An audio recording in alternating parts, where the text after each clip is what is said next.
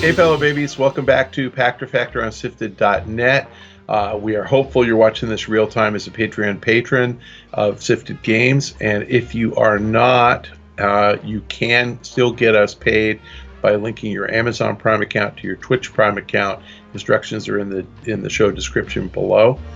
That will help us out. So just remember to do that. You got to re-up that every month, but we get paid, and as a reward, we're letting you have access the same date as our Patreon patrons. All right, let's get to today's question from SIFTD, from Spectre of Madness / Zetsaber.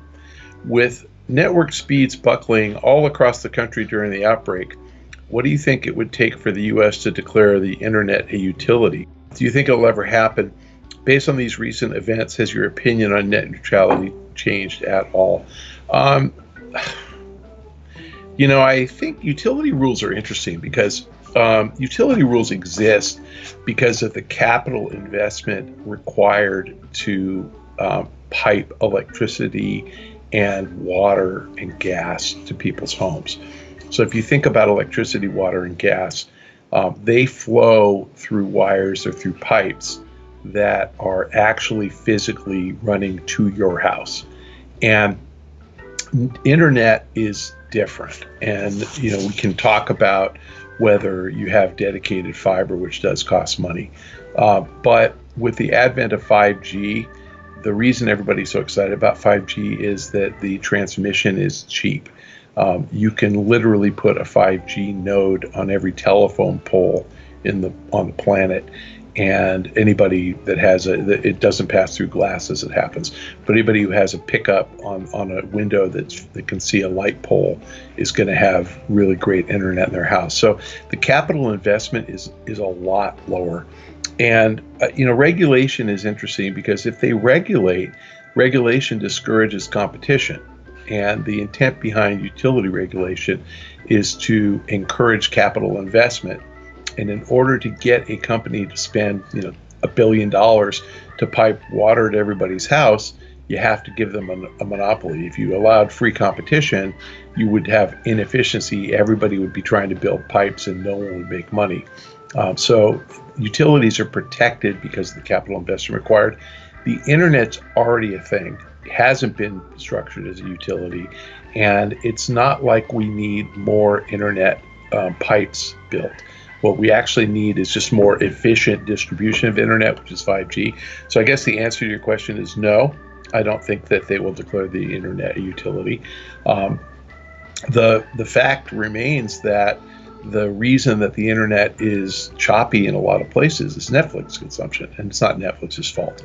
Netflix is just taking advantage of our great internet capability and broadcasting 4K content.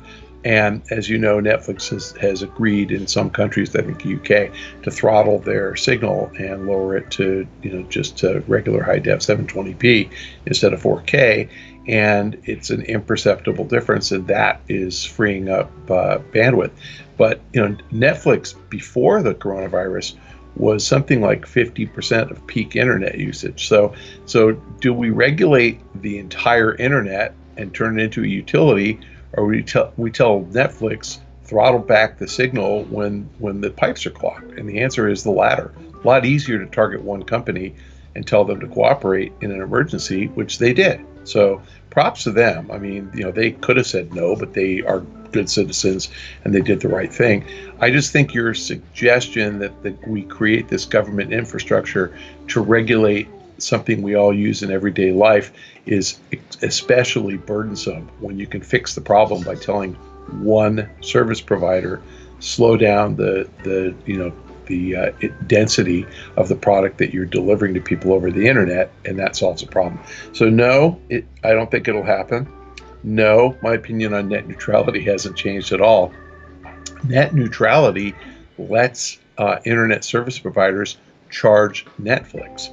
And so if Netflix is the one clogging the pipes, then why can't they pay more for clogging the pipes? And my opinion on net neutrality is identical to my opinion on use of the roads.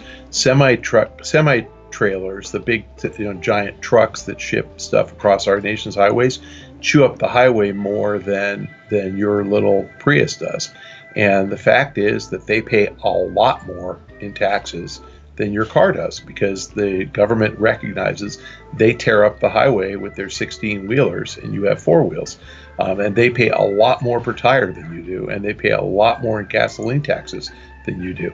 That's right, because they use the highways. So I personally think net neutrality says everybody gets access unfettered and no one can tax anybody.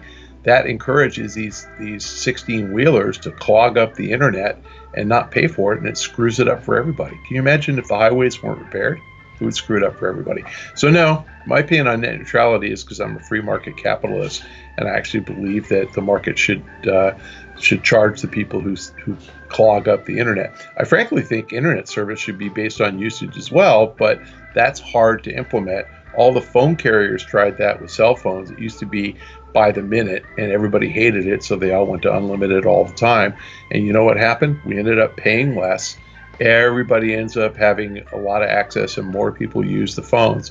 Same thing will happen to the internet. So, I think it'll work itself out, because capitalism's a great thing.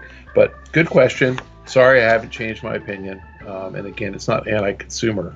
I actually think if Netflix charged, then what would happen is people who use Netflix would pay $1 a month more to Netflix, and then Netflix would pay $1 a month more to the ISP, and the people who don't watch Netflix would have cheaper internet service that worked better, which is fair. The people who do watch Netflix would be paying $1 a month more because they're clogging up the internet. Thank you, fellow babies, for watching the Pachter Factor.